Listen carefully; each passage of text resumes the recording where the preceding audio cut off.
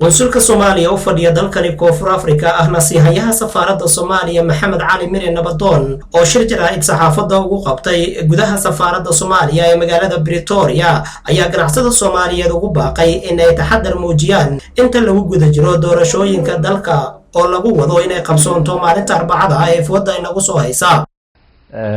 waxaan rabnaa inaan bulshooyinka Soomaaliyeed ee ku nool Koonfur Afrika aan ku baraarujino inay ku dadaalaan sidii ay u ilaalin lahaayeen nabadgelyadooda.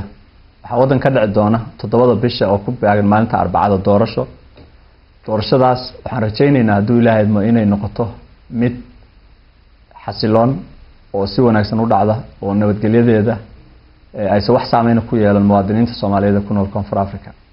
laakiin ayadoo taas aan rajaynaynaa haddana waxaan rabnaa inaan isbaraarujino haddana dadka Soomaaliyeed ee ku nool wadanka South Africa qaasatan dadka degan meelaha isku raranta ee locationska loo yaqaan.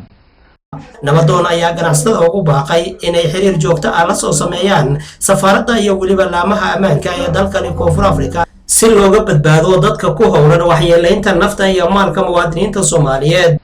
waxaan ka codsanaynaa dadka Soomaaliyeed walaalaheena inay ogaadaan in ay wax walba dhici karaan oo ku baraarugsanaadaan in ay tukaamadooda waqti fiican xiraan waqti fiican furaan. labo inay booliiska gobolkaas iyo tuuladaas ay toos ula xiriiraan oo ay la socdaan dhaqdhaqaaqa. saddex inay safaaradda oo dhowrka maalmood soo socota 24 saac shaqeyn doonta inay soo wacaan meeshii wax ka dhacaan haday wax dhacaan.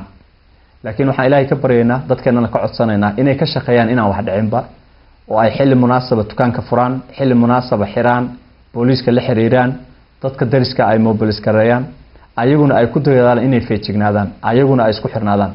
waxaan ka codsanaynaa muwaadiniintaas gobol walba iyo tuulo walba iyo magaalo walba inta isku dhow inay iswacaan iska warqabaan u hoggaansamaan shuruucda dalka. doorashadan waxay kaga gedisan tahay doorashooyinkii hore waagii hore xisbiyadu waa yaraayeen.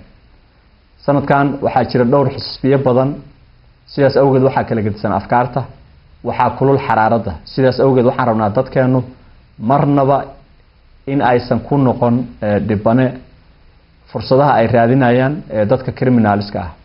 dadka muwaadiniinta waxay u maqan yihiin sidii ay u codayn lahaayeen dawladdu waxay ku maqan tahay sidii doorashadaas cadaalad ugu dhici lahayd. laakiin waxaa jira dad tuuga ah oo ka faa'iideysananaya maadaama uu fikirka guud xagga ku jahaysan yahay kuwaas oo target gareynaya dadkeena Soomaaliyeed. bifadlakum waxaan dadkeena ka codsanaynaa inay feejignaadaan. hadalka qunsulka ayaa waxa uu ku soo aadayaa xilli maalmihii ugu dambeeyay qaybo kamid ah dalkani Koonfur Afrika ay ka dhacayeen falal isugu jira dil iyo boob loo geysanayo muwaadiniinta Soomaaliyeed. Xasan Kaafi Maxamed Shire, telefishinka caalamiga Home Cable, safaaradda Soomaaliya, Pretoria.